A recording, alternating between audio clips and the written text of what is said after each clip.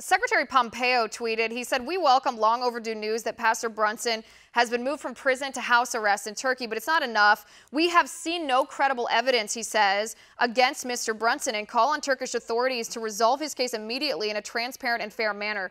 So the reason when he says that's a pretty critical phrase, I think, when he says we have seen no credible evidence, because the charges against Andrew Brunson, he's accused of having ties to the groups that staged the failed coup against the Turkish government back in 2016. That, I think, is the crux of the matter, because Turkey feels like the United States is harboring the mastermind behind that coup. So they're trying to retaliate. Agreed. That is it 100%.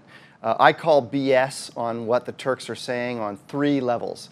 First of all, they accuse Fethullah Gulen of, who is a Islamic cult leader who's actually based in the United States, of orchestrating this coup.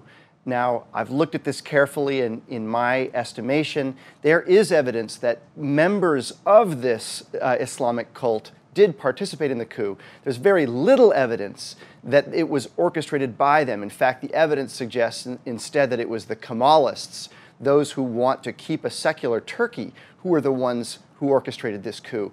So first of all, that isn't true. Secondly, this individual is a pastor. It may be true that he has invited not only members of the Gulenist organization, but also members of the PKK, which is a terrorist organization. Let's be clear, this is a terrorist organization associated with Kurds, into his church, into his community. But it's not because he's engaging in terrorism. This individual is, in fact, engaging in trying to convert people to Christianity. And finally, what you say is exactly right, Liz. This is a very calculated ploy on the part of Erdogan, who is the head of Turkey. He is trying to take somebody prisoner who is important to the United States so that he can get Fethullah Gulen, the cult leader based in Pennsylvania, deported back to Turkey. That's what this is. It's a tit for tat. In my judgment, that's what's really going on. Want to see more videos like this?